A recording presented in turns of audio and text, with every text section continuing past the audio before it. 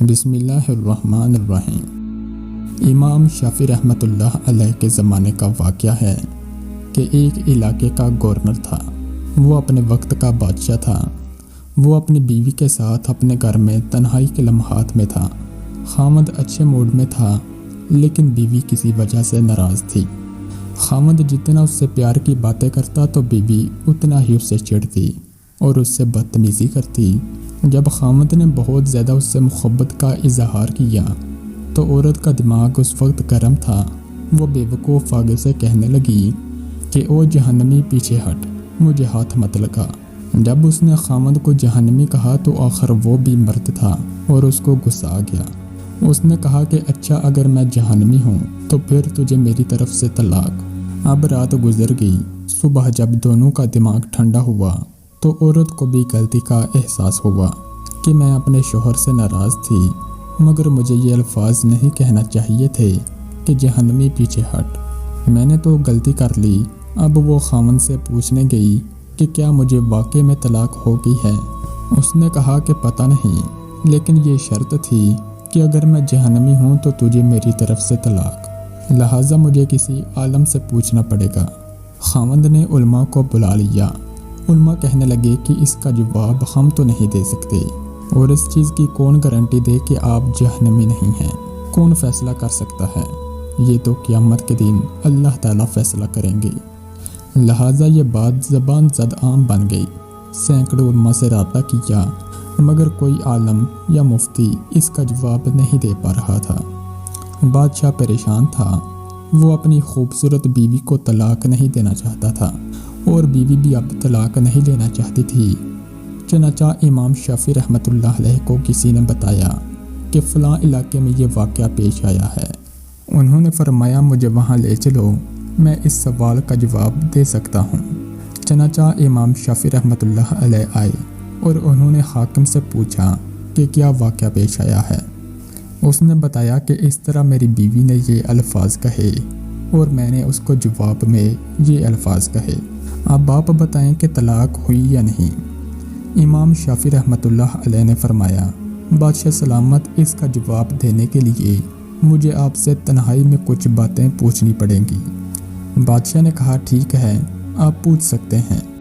چنانچہ امام شافعی رحمۃ اللہ علیہ نے بادشاہ سے کہا کہ مجھے زندگی کا کوئی ایسا واقعہ بتائیں کہ جس میں آپ گناہ کرنے کا موقع رکھتے ہوں اور گناہ کرنا آپ کے لیے آسان ہو، مگر اللہ رب العزت کے ڈر کی وجہ سے آپ نے اپنے آپ کو گناہ سے بچا لیا ہو۔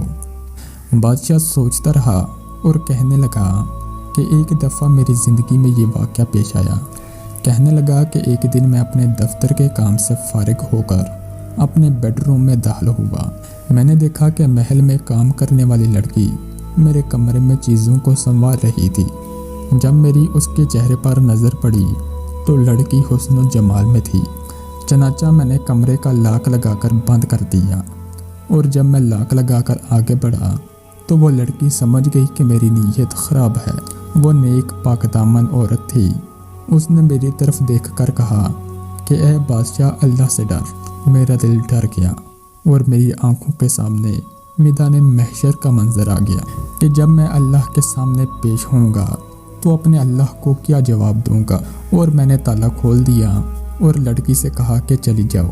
حالانکہ اگر میں چاہتا تو اپنی خواہش پوری کر لیتا اور مجھ سے کسی نے پوچھنا تک نہیں تھا، مگر اس نیک لڑکی کے الفاظ میرے دل پر بجلی بن کر گرے اور مجھے اللہ کا خوف آ گیا، اور میں نے گناہ کے اس موقع سے بچنے کے لیے اس لڑکی کو واپس بیچ دیا۔ اور یہ ایک ایسا گناہ تھا جو میں کر سکتا تھا، مگر اللہ کے ڈر کی وجہ سے نہیں کیا۔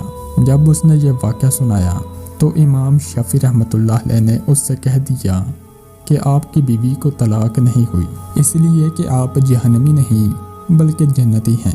جب انہوں نے یہ فتویٰ دیا تو سارے علماء ان سے بحث کرنے لگ گئے کہ آپ کیسے کسی کو جنتی یا جہنمی کہہ سکتے ہیں؟ کیا آپ کی مرضی سے جنت اور جہنم کا فیصلہ ہوگا کہ یہ بندہ جنتی ہے یا جہنمی؟ آپ نے فرمایا کہ فتویٰ میں نے اپنی طرف سے نہیں دیا، بلکہ اللہ تعالیٰ نے قرآن مجید میں خود فرمایا ہے۔ علماء کہنے لگے جی قرآن میں کیسے؟ انہوں نے کہا کہ قرآن مجید کی آیت ہے، اور جو اپنے رب کے سامنے کھڑا ہونے سے ڈرا اور اس نے اپنے نفس کو خواہشات میں پڑنے سے بچا لیا، پس اس کا ٹھکانہ جنت ہوگا۔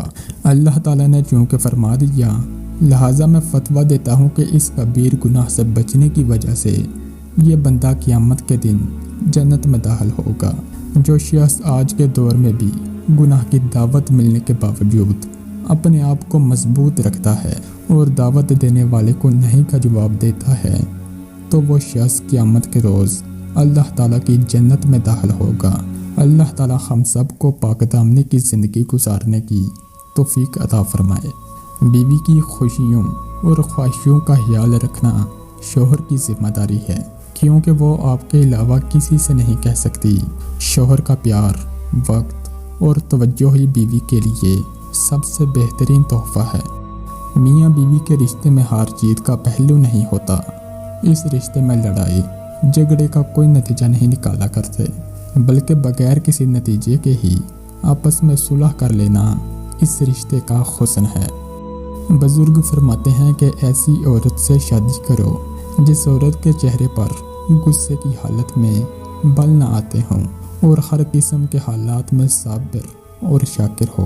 ایسی عورت آپ کو دولت سے مالا مال کر دے گی۔ ہر چیز اللہ کے ہاتھ میں ہے، اس کا بھروسہ رکھو اور مسکراتے رہو، کبھی بے سہارا نہیں رہو گے۔ اگر آپ کو یہ ویڈیو اچھی لگی ہے تو ویڈیو کو لائک کریں اور مزید اس طرح کی ویڈیوز کے لیے ہمارے چینل کو سبسکرائب کریں۔ اللہ حافظ۔